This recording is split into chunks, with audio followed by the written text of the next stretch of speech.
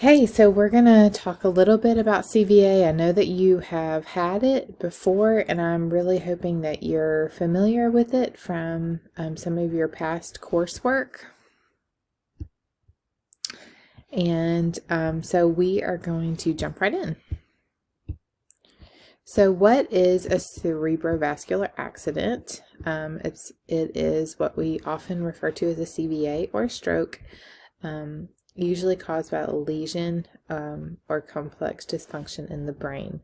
So the result is the upper motor neuron dysfunction that produces hemiplegia. So hemi meaning half, plegia meaning weakness, or paralysis on one side of the body, including your limbs, your trunk, sometimes your face and oral structures.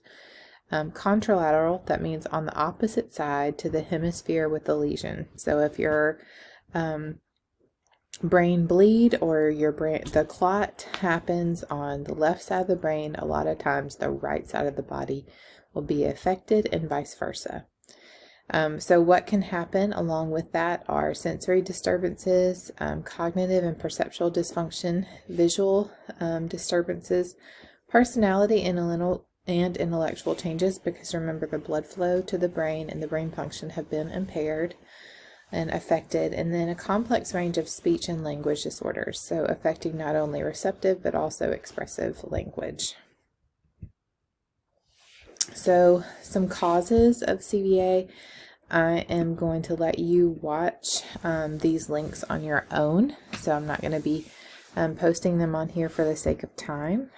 And so ischemia, basically a CVA caused by a blood clot. Okay, so you'll look in my my quick reference that I posted on there. I think it's called Stroke Review. It goes into more detail, and then also your book can help you as well. Okay, so this is the most common type of CVA. A lot of times you'll see from thrombosis, from embolism, or stenosis of the carotid or basilar arteries. Okay.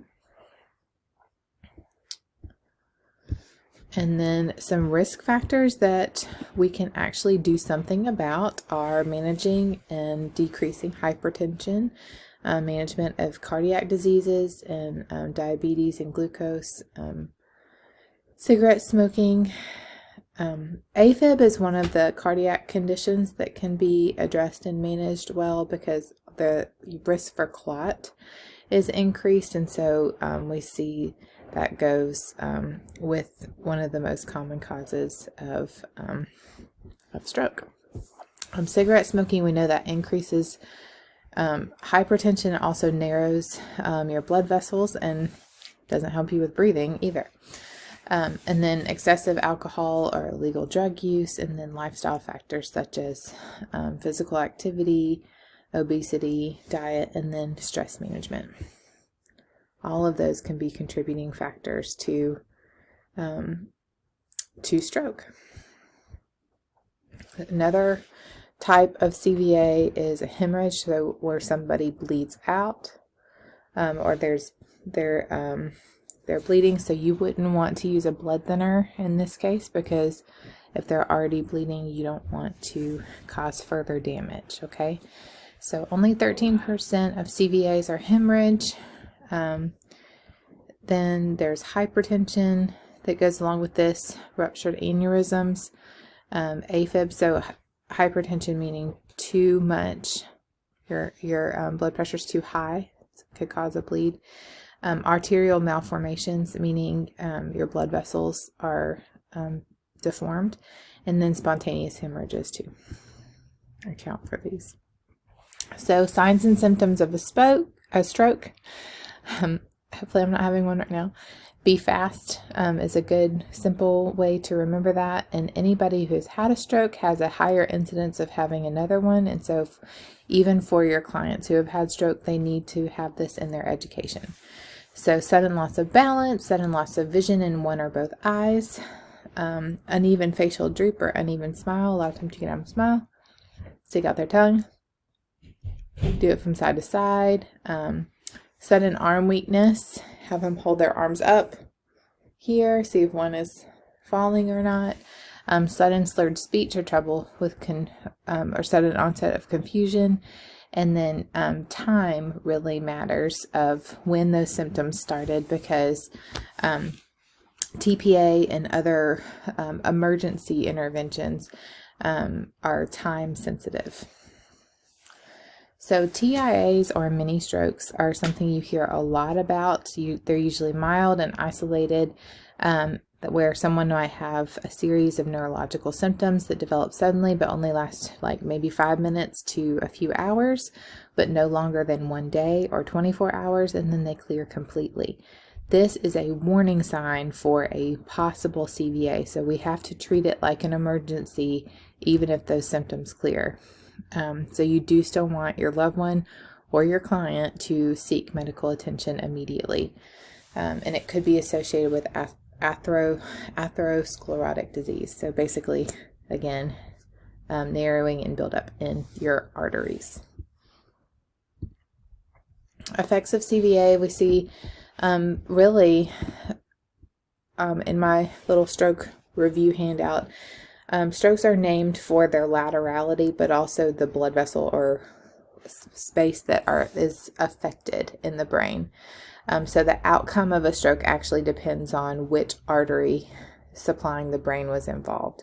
So we see this list of all the different arteries, but one of the most common ones you will see will be MCA, or middle cerebral artery.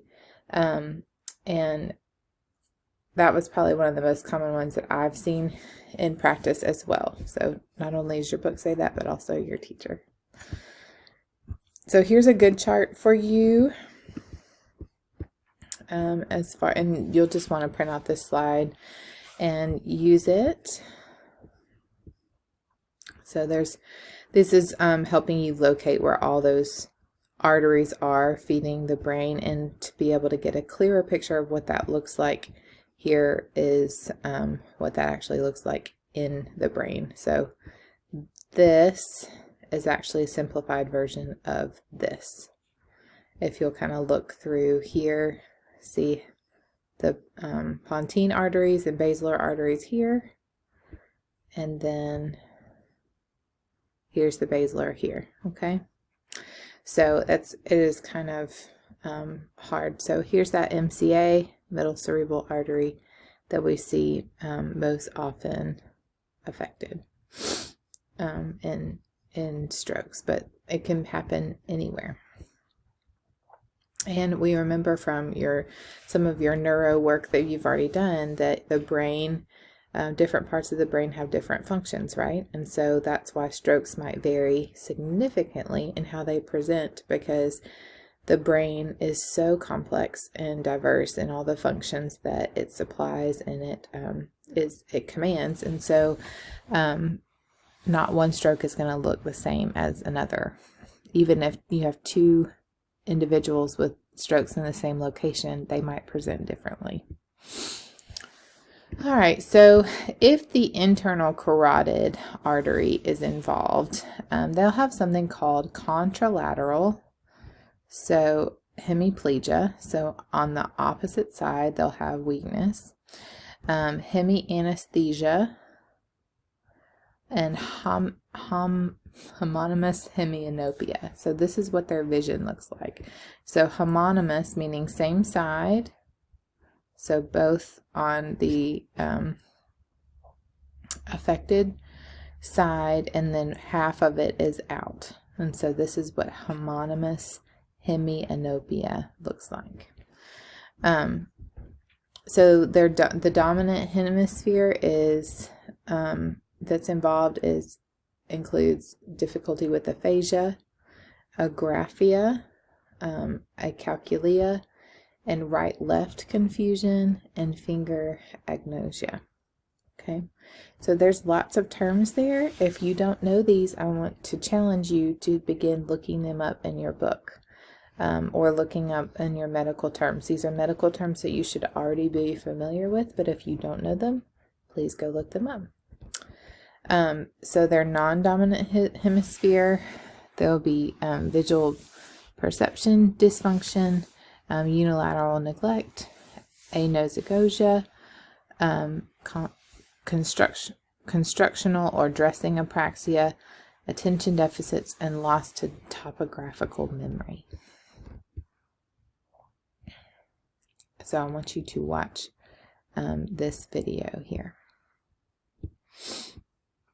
MCA, so most common.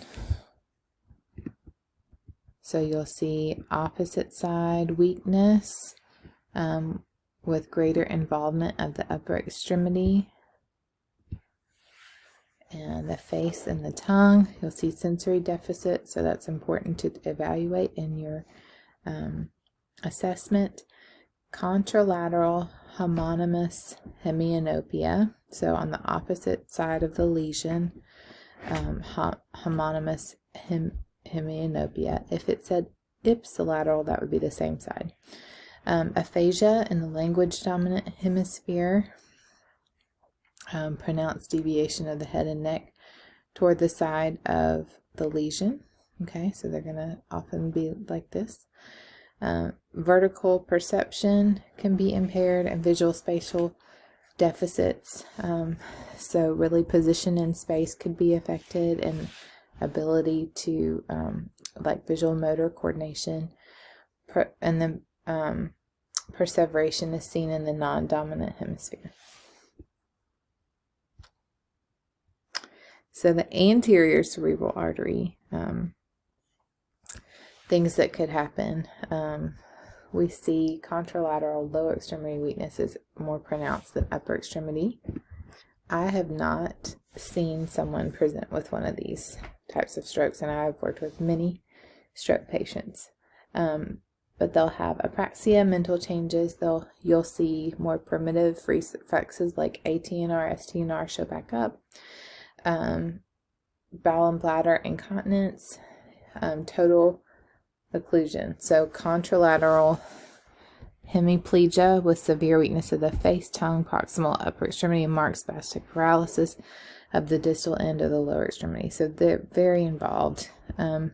Intellectual changes include, confusion, disorientation, decreased willpower, not projecting a lot with their voice, so a lot of whispering, slowness, very distractible, and limited verbal output, perseveration, and amnesia.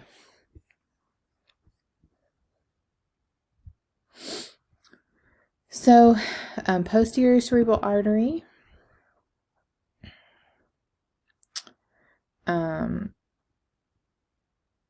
So what you'll see, this supplies the upper brainstem and the temporal and occipital lobes, which have a lot to do with balance and vision. So what you'll see here is some hemibolism, some postural tremor. So please watch the video, and all of these other things that are involved. I'm not going to read them to you because you're completely capable of going through. But you see this contralateral homonymous hemianopia or quadrantenopia. So basically, when it's talking about the quadrants, so this would be an example of what this one is. Contralateral, so opposite side of the lesion. Homonymous, this is obviously vision. Homonymous, meaning same on both sides. Quadrantopia, so they have the upper quadrant is out, okay? Or it could be homonymous hemianopia where both halves are out, okay? But this is the upper quadrant. So you'll see topographic disorientation, the inability to name everyday objects, intention tremors. So they're going to have, they're going to present a lot like someone with Parkinson's, and then have some issues with naming, with initiation, with really being able to interact with their environment well. All right, pusher syndrome is something that we will talk about in our next little mini lecture.